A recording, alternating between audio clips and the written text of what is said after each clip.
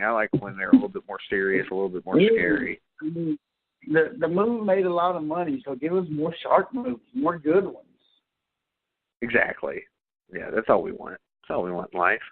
Anyway, it's good stuff. It is worth watching. It is. I mean, if you haven't seen it, it's on Netflix, so there's no excuse not to see it because everybody in the world has Netflix, right? Yep. True. So, yeah. I mean, so it's right there at your fingertips. Go watch it. I think the majority of the people that listen to this podcast will like it. And anybody that wouldn't like it, I probably offended within the first 5 minutes of the podcast tonight, so they're probably not listening anyway. Yeah, and like I said, I don't know where to go with it. It's one of those that's like. By the way, I do want to mention one thing. The ending was cool, but I think it would have been cooler. And I know I'm kind of a guy that likes downer endings, but I think it would have been cool if she fucking, she gets the they do the whole hallucination thing, and then when she wakes up, her oxygen's running out, and she's still fucking stuck, and then it goes to nothing, and she fucking dies. That'd be sweet. Because what was the point of it? But no, you see what I'm saying? Like, what was the point of the whole thing? Like, the swerve was that her sister's dead. Okay, but she still survives. What did we really get out of that? I didn't think it did much for me, I think it would have been cooler if you just fucking went all the way, that she thought she was going to live and she didn't. I think it would have been more effective. I'm down. I like it. Yeah. Yeah, I mean, like I said, it's not terrible. I like it. I'm glad they had the little twist thrown in there. I'm also glad they didn't go, like, super supernatural. Like, I mean, these sharks were fucking big, but they weren't too ridiculously big to where it wasn't believable like the Meg will probably be. But I'll still fucking watch it, I just have to say. Yeah, I mean, it's good stuff. Mandy Moore, thank you, but I wish you would show off more skin. And I'll leave it at that. Yeah. So, Vic, last week whenever we talked about where our drunken horror adventures would take us, we mentioned that we were going to be going somewhere in Memphis, Indiana, which a lot of people didn't even know exists. And boy, did we get some horror adventures up there, even though it was wrestling. Yeah, I mean, it was some very bloody wrestling. And, I mean, it was definitely a horror wrestling. I mean, hell, Slide got a big metal pole stuck in his artery and it almost bled out. So if that's not horror, I don't know what is.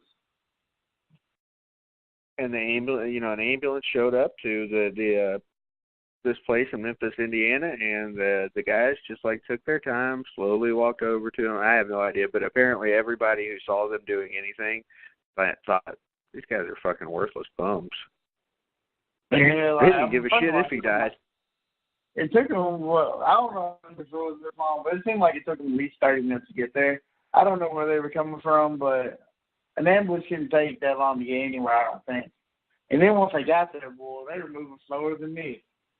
I walk slow. They are walking slower than me. Yeah, I don't know how Dick deals with me because I walk a fucking, super fast. And I walk super slow. I just go my own pace. I'm not in a rush in life. I'm in a rush to go sit down so I don't have to walk anymore. That's really why I do it that way. Like, nobody understands that. They're like, why are you guys running? Or like, why do you walk so fast? I don't have to fucking walk anymore. I get it over with. That's funny. Yes, so basically, everybody, we almost watched a man bleed out, which is crazy. We watched a guy catch himself on fire. That was fun. We watched a convicted felon bleed and wrestle and do crazy shit. Oh, we watched a man get hit with a large thing of toothpicks in the back, and then afterwards he had to have them removed because they were stuck in his back and infected. Yeah, it was fun. Sounds like just another Saturday night for you gentlemen, huh? He's got to have surgery to get one more toothpick out. It won't come out. He has to have surgery for it. It sucks. Yeah. So it's still real to us, damn it. Is that right?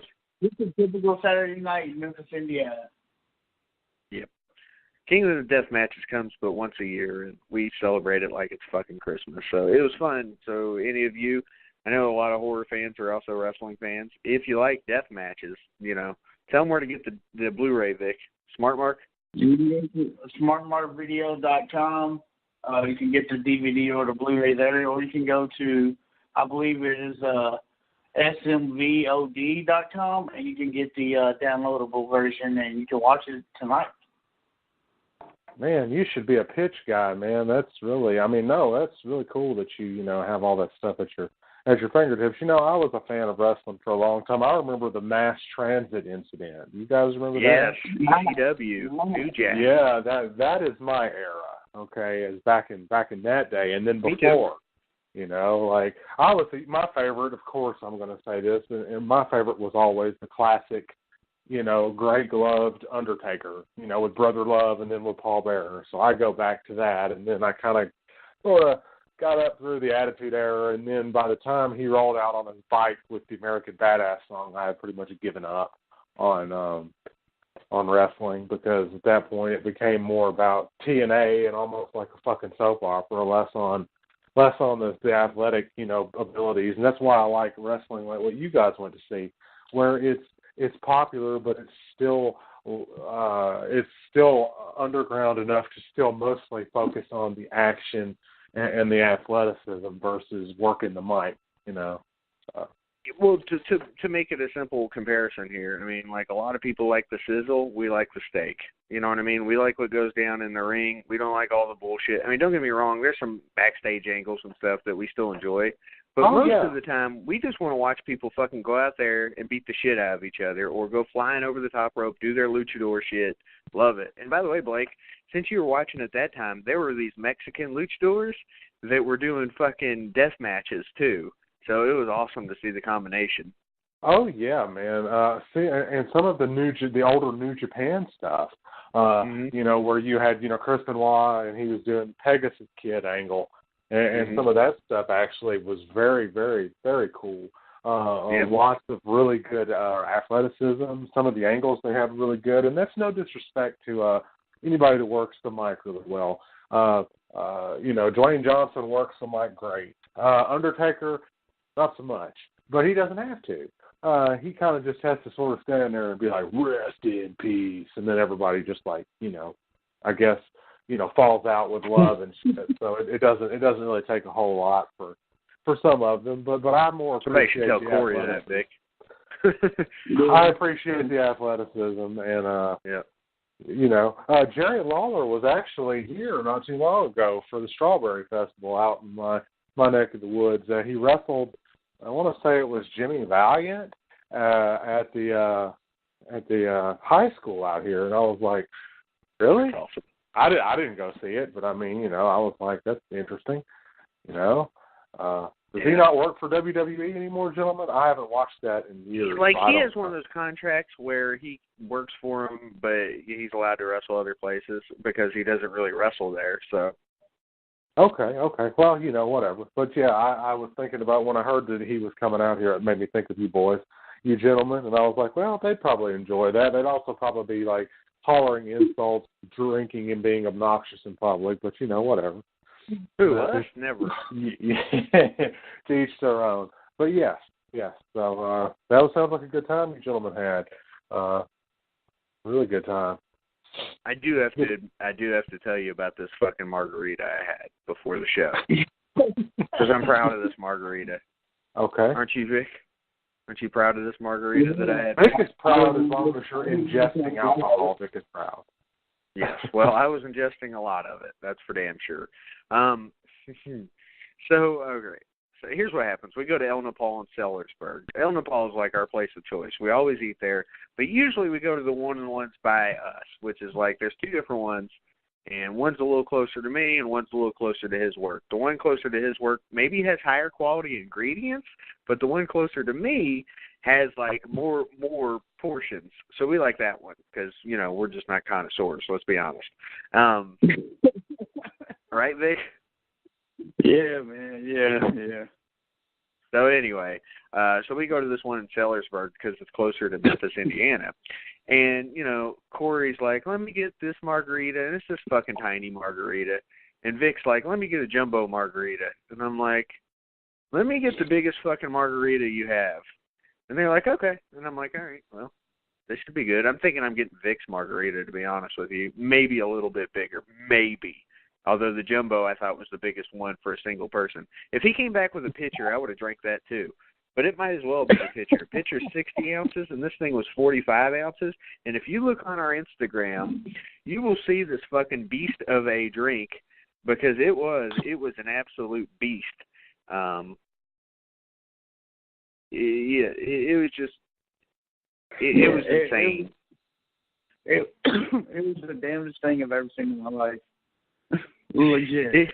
We tried to take pictures of it so you could see the perspective of it. And suffice to say, I drank this whole fucking thing by myself, didn't I, Vic? Oh, yeah. Like, it made my margarita look like a 16-ounce margarita, and I had a jumbo, which I guess is, 30 ounces? Yep. Yeah, that sounds like fun, guys. I think the last really, really amazing drink that I had was when I did the con in when I did the book signing in the con out there in Las Vegas. I had what was called a Dragon's Breath. It was $12 a damn glass, and it was amazing. It was J. Ray and Nephew overproof rum and melon liqueur, but it was with fresh pineapple, lime, and Demerara syrup. So I got fucking just annihilated without even realizing that was going to happen. Really quickly, too. So, yeah. So, anyway, yeah, I mean, like, this fucking margarita, it was good, though, because what happened was it was frozen. So, the first half of it, you know, it just had a whole lot of flavor to it. And then the rest of it was tequila. So, Vic, how was I by the end of the night? Like, somehow I think you were getting, more drunk as you went on, and then, towards the very end, I thought you were asleep. There was, 2 matches left, and then I looked over, and you just looked like you're about to pass out. Yes.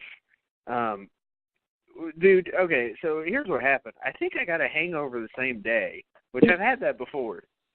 Because, you know, we ate at 5, and then the fucking show lasted till midnight. Yeah, so, it happens. Yeah, by the end of the night, I was just like, oh, fucking get me out of here. Please hurry up.